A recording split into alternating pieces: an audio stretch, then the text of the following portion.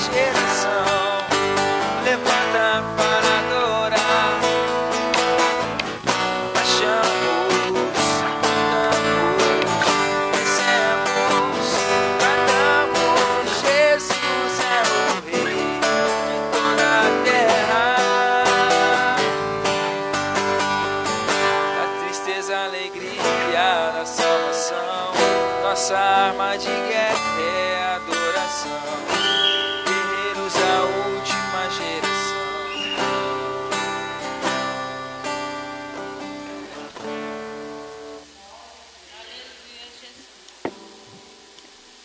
Pastor Natanael, amém? Oportunidade, trazer a palavra do Senhor. Glória a Deus. Amém. Está orando esse momento, né? E agradecendo a Deus por tudo e que o Senhor conceda nessa noite a nós, neste lugar, a tua vontade através da palavra do Senhor. Deus Santo e amado, nós te louvamos e apresentamos, Senhor, diante do Senhor a vida do pastor Natanael, que está com a responsabilidade da tua palavra neste lugar. Fale conosco, Senhor, necessariamente, segundo a vontade do Senhor, não da forma que queremos, porque a vontade do Senhor é melhor para nós, e nós queremos viver isso. Por isso, ó Pai, em nome de Jesus, derrama o teu Espírito sobre este lugar, sobre as nossas vidas, usando o teu Filho, em nome de Cristo Jesus. Amém. Poder sentar. Paz do Senhor. Amém. Glória a Jesus. Hoje nós chegamos um pouquinho atrasado, né? O pastor foi nos buscar. Tivemos uma pequena provinha. A gente sai sempre assim, tempo hábil, né? Moro no Parque do Lago. E a gente sai lá 5h30 para 6 horas daqui, né? Tudo bem. Até ia passar na casa do irmão lá para pegá-lo, porque ele mora no sítio. E ele estava na casa da filha e foi me visitar. Vamos no culto? Vamos. Então, 5h30 eu passo lá. Aí o carro não dava sinal. Quer dizer, até acendeu lá para fazer clique. Ai, mas a gente já... O que vamos fazer, né? Abri lá o capô, tinha uns inabrezinhos lá, joguei água, martelei, nada, né? Aí é tanto telefonema, e parece que nessas horas até os telefonemas não funcionam, né? Não funciona. Aí a Neuza, bem, vamos ligar para a Karina para pegar o carro dela. O carro dela não dá para pegar, porque ela levou a chave. Eles vão para a igreja de Cuiabá, foram o carro do Paulo Alexandre, e o carro dela levou a chave na bolsa, sem querer também, né? Eu sei que ele vai ficando, né? Aí vem a normalidade. Tem gente que acha que pastor é um bonzinho, né? Fica nervoso também, fica nervoso, fica bravo. Aí então, liguei para lá, o telefone da Deus não pegava, e eu sei que eu vou tentar ligar também, não consigo ligar direito, porque fica nervoso, não. Aí o velho não enxerga nada, a mão não atende nada. Então, agora eu estou aqui rindo, mas lá foi bravo, né? Aí eu falei, fica calmo, pai. Manda o Natião pegar um Uber. Mas eu não sabia, Uber agora não está querendo pegar serviço, porque está muito caro o combustível, né? Eles não estão querendo pegar, se é uma corridinha pequena. No fim, vamos ligar para o pastor, para avisar. Bom, liguei para o irmão Paulo primeiro, para a filha dele, para dizer que ia demorar. Não, pastor, ele foi embora. Pegou fogo numa fazenda do lado do sitinho dele, então ele correu para lá para acudir. Olha, cada uma prova atrás da outra, né? Uma prova atrás da outra. Mas no fim o pastor foi nos buscar, aleluia, estamos aqui. E uma boa notícia, os irmãos oraram pelo meu irmão, ele já deu uma melhoradinha, aleluia, né? A minha sobrinha, a filha dele, ligou para mim, dizendo que ela tinha pedido para eu mandar uma mensagem para pôr no ouvido dele, né? Saber se está ouvindo, se está entendendo ou não. Aí ela pôs a mensagem no ouvido dele, a oração que eu fiz. Desde que ele comecei a falar, ele abriu os olhos e ficou com os olhos abertos até terminar a mensagem. Então, aí uns puxõezinhos de orelha, uma bênção, tal, uma oraçãozinha, né? E eu acredito que Deus está tocando no coração dele. Amém? Muito obrigado aos irmãos. Mas continue orando, né? Ele já não é menino mais, tem 83 anos. Ele é o mais antigo da família. Eu vou ler aqui a palavra de Deus. Os irmãos prestem atenção, né? Diz assim: a alma que pecar morrerá. O filho não levará a maldade do pai, nem o pai levará a maldade do filho. A justiça do justo ficará sobre ele, e a impiedade do ímpio cairá sobre ele. Mas se o ímpio se converter de todos os seus pecados que cometeu, e guardar todos os mandamentos, fizer juízo e justiça, certamente viverá, não morrerá. De todas as suas transgressões que cometeu, não haverá lembrança contra ele. Pela sua justiça que praticou, viverá. E desejaria eu, de qualquer maneira, a morte do ímpio, diz o Senhor. Não desejo isso. Mas antes desejo que se converta dos seus caminhos e viva. Eu li Ezequiel no capítulo 18, do verso 20 ao 23. Meus amados, esse é um texto clássico de evangelismo. Porque há uma discussão muito grande sobre como é que é a salvação. Tem gente que diz assim, né? Não, Deus é pai de todo mundo. Deus não vai mandar ninguém para o inferno. Bom, mas se ele não vai mandar ninguém para o inferno, por que fez o inferno? Então o homem, criatura de Deus, foi criado num estado de prova. Se o homem agradasse, se o homem fizesse a vontade de Deus, se o homem estivesse em comunhão com Deus, certamente haveria uma situação boa, positiva. Caso contrário, uma situação negativa. Por exemplo, já lá no Jardim do Éden, houve a árvore lá. Deus falou, olha, pode comer de tudo, menos daquela árvore. Era a árvore do bem e do mal. Agora, por quê? Deus criou uma possibilidade de prova ao homem. Não é que a árvore, uma fruta cheirosa, gostosa, bonita, interessante, atraente, seria proibido comer, por quê? Era um estado de prova. Olha, tem tanta árvore, tu pode comer, menos aquela. Certamente Deus queria provar o interesse do homem em estar em comunhão com Ele constantemente. E, na verdade, Deus não quer que ninguém se perca. Agora, tudo que fazemos tem uma consequência. Veja no verso 20. A alma que pecar, essa morrerá. Veja só, está dizendo a alma que pecar morrerá. Mas e o corpo? Bom, depois que o homem comeu do fruto proibido, depois que o homem não creu na palavra de Deus, através primeiro da sua esposa, a Eva, porque o primeiro pecado não foi o comer da fruta, foi o não crer na palavra de Deus. Não coma, porque se comer, vai morrer. Vai morrer. Aparentemente não morreu na hora, mas o corpo, a ele já ficou determinada a morte. O corpo morre, mas tem uma outra morte, a morte da alma. Como é que é isso? Então a morte da alma, segundo o estudo da palavra, teologicamente, é a eterna separação da nossa alma de Deus. O corpo morre, vai para a sepultura. A alma, ela é espírito, ela não morre assim, desaparecer. O corpo apodrece e acaba. Embora Deus tenha prometido que vai ressuscitar todo mundo, uns para a vida eterna e outros para a perdição eterna. Mas a alma, a morte da alma, é a eterna separação dessa alma da presença de Deus. E será que vai ser gostoso? Misericórdia, né? O sangue de Jesus tem poder. Não haverá prazer nenhum uma alma estar longe de Deus. Porque a alma é o meio maior que nós temos de nos conectarmos com o nosso Deus.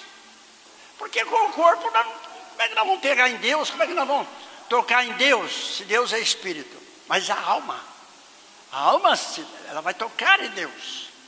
Bom, então o homem, tudo que ele faz tem uma consequência. Isso até na vida normal, corriqueira nossa. O tema dessa mensagem seria mais ou menos assim, né? A grande realidade espiritual. Olha, a grande realidade espiritual. O homem, primeiro, o homem é responsável pela sua posição espiritual. No mesmo verso, na parte B, fala assim: a alma que pecar morrerá. O filho não leva a maldade do pai, nem o pai a maldade do filho. A justiça fica sobre o justo e a impiedade fica sobre o ímpio. Então cada um é responsável pelos seus atos. Eu não vou ou para o céu ou para o inferno, ou para perto de Deus ou longe de Deus, porque o meu pai determinou isso. Não. Meu pai tinha responsabilidade, teve diante de Deus pessoalmente. E eu pessoalmente sou responsável por tudo aquilo que eu fizer diante de Deus. Então, se a alma que pecar, essa morrerá, está dizendo que eu preciso cuidar da minha alma. Aí vem questões teológicas, e eu sempre digo abertamente, às vezes as pessoas não me compreendem muito, nem aceitam muito, mas eu digo que teologia é invenção de homem. Quem é que vai provar Deus? Não vou estudar, tá certo, vou estudar a Bíblia para interpretar a vontade de Deus, o que Deus quer, o que Deus não quer, o que Deus gosta, o que Deus não gosta. Então isso seria no âmbito da teologia. Mas daí um pensa de um jeito, outro pensa de outro, e cada um faz a sua maneira teológica. Então muita gente diz que a salvação Deus determina a salvação e pronto, Deus determina a perdição e pronto. Não, aqui está dizendo diferente. Aqui está dizendo diferente. A alma que pecar é responsável pessoalmente. Eu sou responsável por mim. A Neuza é por ela. Embora biblicamente, quando nos casamos, nos tornamos um só corpo. Eu posso morrer antes, ela pode morrer antes, ir para o cemitério, desaparecer e tal. Mas a alma não. A alma é separadinha. A alma é separadinha. Então nós somos responsáveis pela postura da nossa alma e a determinação do que vai ser no futuro a nossa alma. Então nós temos que tomar muito cuidado com esse aspecto. E em segundo lugar, diz assim: há uma oportunidade para o pecador, que seria a conversão e o arrependimento. Vamos ver o verso 21. Mas se o ímpio é o mesmo que pecador, mas se o ímpio se converter dos seus pecados que cometeu e guardar todos os estatutos, estatuto aqui é lei, mandamento, normas de Deus, se fizer tudo isto e fizer juízo e justiça, certamente viverá e não morrerá. Como é que é isso? O que é justiça e juízo de Deus? Bom, eu tenho condição de resolver o meu problema espiritual? Não tenho. Porque se eu tivesse condição de resolver o meu problema espiritual, eu nem pecaria. Então Deus providenciou o juízo e a justiça na pessoa do seu Filho Jesus Cristo. Porque por mais que eu faça alguma coisa, eu vou jejuar, eu vou gastar meu joelho, eu vou perder horas de sono, eu vou fazer vigília, eu vou me consagrar, não vou conseguir muita coisa, a não ser me aproximar um pouquinho de Deus. Mas Deus colocou o nosso pecado, nosso erro, na pessoa do seu Filho, pregado naquela cruz. Porque a palavra de Deus é muito clara quando diz: o salário do pecado é a morte. Já diz ali, quem pecar morre. A alma morre. Mas o homem fez de tudo, muitos anos, sacrificava animais, dava oferta, pagava e tal, tanta coisa. Não resolvia. Então Deus planejou. Colocou seu filho na cruz do Calvário. E agora, todo o pecado de todos os homens foram sobre ele. E aqueles que creram nele e aceitarem esse sacrifício dele, como sendo o seu sacrifício, ele está no seu lugar. Todos que fizerem isso, então alcançarão o perdão através dele. Que todo o pecado do mundo inteiro, até dos que vão para o inferno, foi sobre ele. Foram sobre ele, todos os pecados foram sobre ele. Agora, para aqueles que crerem nele, que aceitarem o seu juízo, a sua justiça, aí então alcança o perdão dos seus pecados, alcança a salvação, alcança a vitória espiritual, alcança a vitória espiritual. Então nós temos uma necessidade dessa responsabilidade e na oportunidade pelo nosso arrependimento. E o que é a conversão? Conversão é uma coisa simples. Eu estou indo para lá. Eu estou indo para uma versão. Vou indo para um caminho. De repente eu paro, eu penso, será que eu estou indo certo? Não. Então eu viro e volto. Isso é converter. O homem veio de Deus. Deus fez o homem, já falando no começo da mensagem. O homem veio de Deus. E ele não pode ir para longe de Deus eternamente. Ele tem que voltar-se para Deus. E só através desse caminho chamado Jesus Cristo, que ele disse: eu sou o caminho. Ele não disse eu sou um caminho. Há diferença muito grande. Um caminho e o caminho. Então Jesus é o caminho. Não há outra solução. E os homens, teologicamente, inventam um monte de coisa. Essa semana eu ouvi um sacerdote dizendo na internet, né? Dizendo que nós crentes, eles falam, não falam crente, eles falam protestante, né? Nem falam evangélicos, os protestantes. E ele estava todo exibido, assim, ria, tal, o povo batia pau para ele, dizendo que os crentes colocam, que os protestantes colocam a Bíblia acima da igreja. Que tem que ser o contrário. A igreja em primeiro lugar e a Bíblia, a igreja em primeiro lugar e a Bíblia abaixo da igreja. Porque diz que a igreja que deu a Bíblia. Interessante. Jesus é que veio estabelecer a religião. Jesus é que veio estabelecer a igreja. Ele disse para o Pedro lá, disse para o Pedro: olha, é a minha igreja, não é a igreja do Pedro, é a minha igreja. E quando ele fala assim lá, né? O que diz os homens aí a meu respeito? Pedro disse: porque tu és o Cristo, o Filho de Deus. Tu és Cristo, o Filho de Deus, tu és a pedra da salvação. E Jesus disse: sobre esta pedra, ele levou para, olha o pronome. Se ele falasse sobre essa pedra, estaria dizendo que era sobre Pedro. Mas ele disse: sobre esta pedra. Qual é a pedra? A palavra do Pedro, que tu és o Filho de Deus que salva. Então, meus amados irmãos, nós temos que crer nisto. É a oportunidade do arrependimento, do pecado, pedir perdão. Agora, Deus, em terceiro lugar, Ele esquece a vida espiritual anterior. Como é que é isso? Deus esquece, mas Ele não sabe tudo?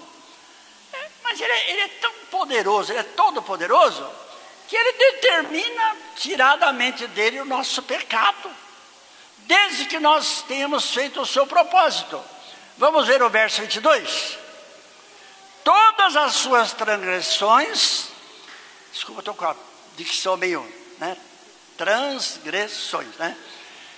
Todas as suas transgressões que cometeu nelas não haverá lembrança contra ele, porque praticou a justiça e viverá.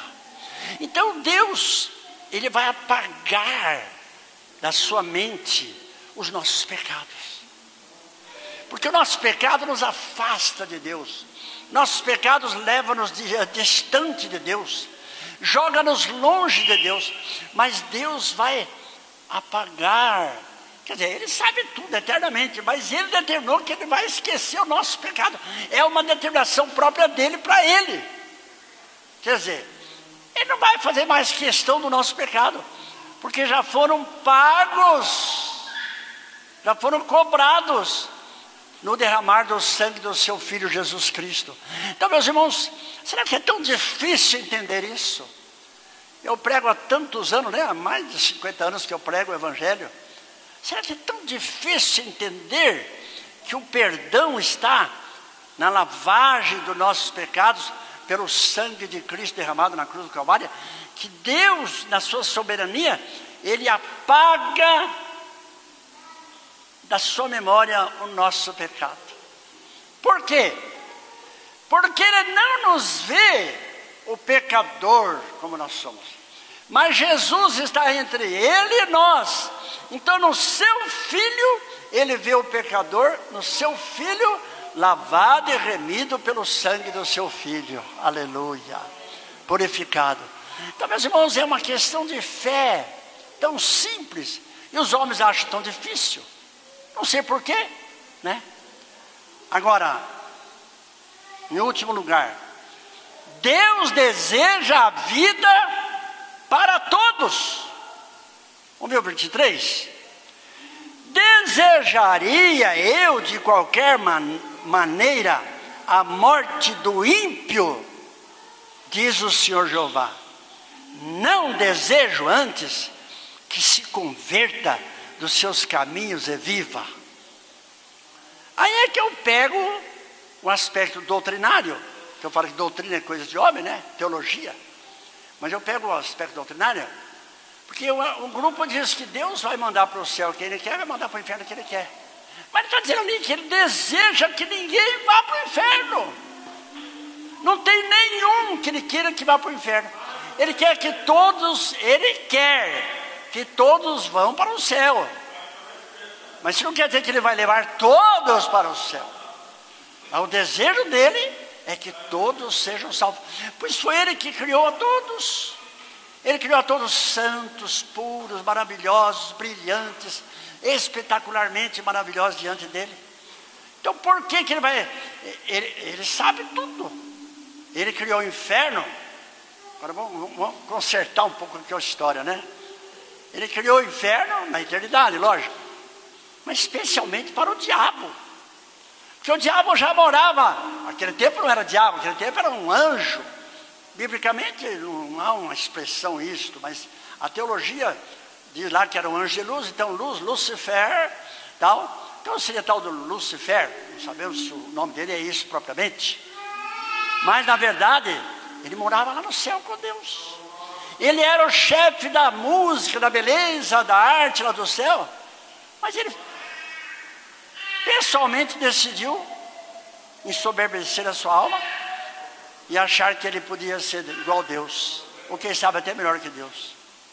Se rebelou contra Deus, levou um monte de companheiros dele, um monte de anjos, que hoje são os demônios.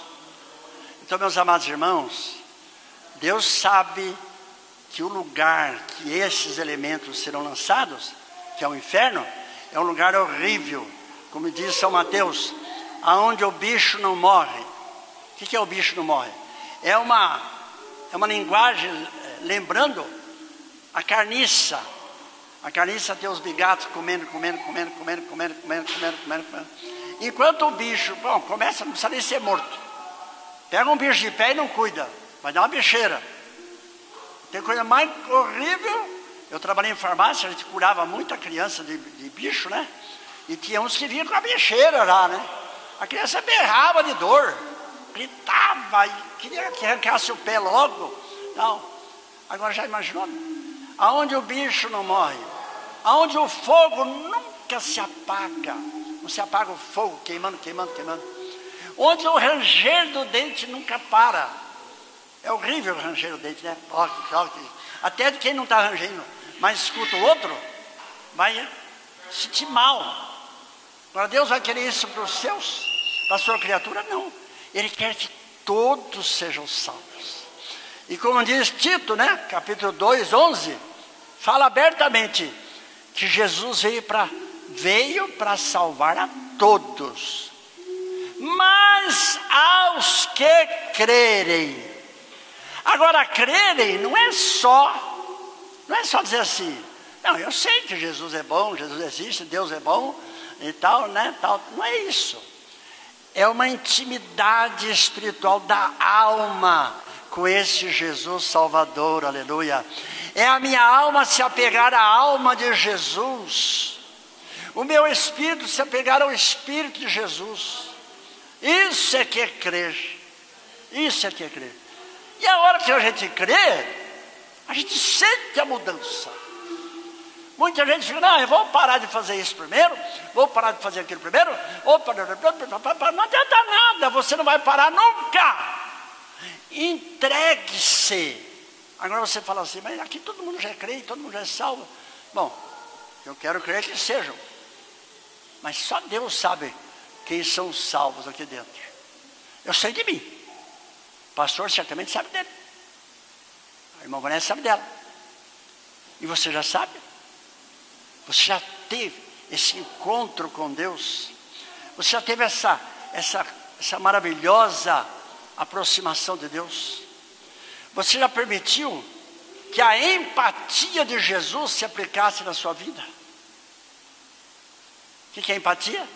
Tomar o lugar do outro no sofrimento, na angústia, na dor. Então permita que Jesus seja empático com você. E você tem uma empatia com ele também. Um certo sofrimentozinho, né? Uma provinha aqui na terra. Por exemplo, né? Eu passei a provinha lá do carro hoje, fiquei nervoso, tinha que pregar aqui. Tinha que chegar aqui, ainda tinha que pegar um visitante, que no fim não deu certo. Então eu acho que fica nervoso. Mas eu glorifico a Deus, porque eu tenho a certeza que eu não blasfemei de Deus em nada. Porque eu tenho a empatia de Jesus comigo. Agora a gente, no corpo, sente. Mas nós vimos aqui na mensagem hoje, que não é tanto a questão do corpo, que Deus vai salvar o corpo também, com a ressurreição. Quando o Lázaro estava morto, Jesus foi chegando lá, a irmã dele, se o senhor estivesse aqui, meu irmão não teria morrido. Não, mas ele vai ressuscitar. Não, eu sei, ele vai ressuscitar no dia da ressurreição. Não, mas eu sou a ressurreição, Jesus disse. E no caso do Lázaro, já ressuscitou na hora. Pá, Lázaro, vem aqui, meu filho, vem aqui para fora, né? Vem aqui para fora. O Lázaro saiu pulando assim. Estava amarrado, né? Enrolado nos lençóis. Aí Jesus desatai, tira os panos dele aí, tira aí. Deixa o Lázaro livre. Aleluia. A cidade inteira foi lá para ver o Lázaro vivo. Você vai dar essa alegria da cidade celestial ver você também salvo lá em cima. Vai dar essa alegria para Deus. Então, firme-se com Jesus. Firme-se com Jesus. Quando a igreja é grande, tem muita gente, a gente sabe quem é, quem não é. Mas quando o povo é pequeno, a gente faz um apelo assim, né? Você sabe de você. Então, tenha uma experiência com Jesus. Tenha uma experiência que você diz assim, eu sei em quem tenho crido, e eu estou certo que é poderoso para guardar o meu depósito até o dia final. Aleluia. Faça isto, e Deus vai te abençoar. Vamos ficar em pé todos? Aleluia. Vamos ficar em pé todos? Você não precisa nem sair do seu lugar, não. Se você quer ter uma experiência assim gostosa. Não estou dizendo que você não é crente, não. Eu também vou pôr a mão aqui no meu coração também, eu vou pôr também. Mas se você quer ter uma renovação dessa experiência, dessa empatia de Jesus com você, ele lá na cruz morreu no teu lugar. Mas ele ressuscitou, vai te ressuscitar também. Põe a mão no lado do seu coração e ore a Deus juntamente comigo. Aleluia. Oh, Pai Santo, nesta hora nós temos transmitido o teu recado.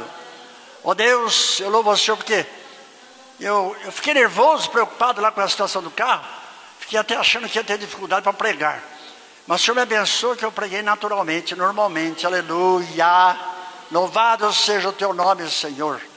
E agora nós estamos com a mão do lado do coração, ó Pai. Gratos, porque tudo isso que nós falamos aqui é coisa que o Senhor fez por nós. Lá na cruz do Calvário, o teu Filho amado se colocou no nosso lugar. Ó Pai, em nome de Jesus Cristo, nos abençoe. Nos dê unção, nos dê graça, nos dê virtude, operação do Espírito, livramento, muita vitória nesta noite, ó Pai, para a tua glória, em nome de Cristo Jesus. Amém, Senhor Jesus. Amém. A palavra está com o pastor.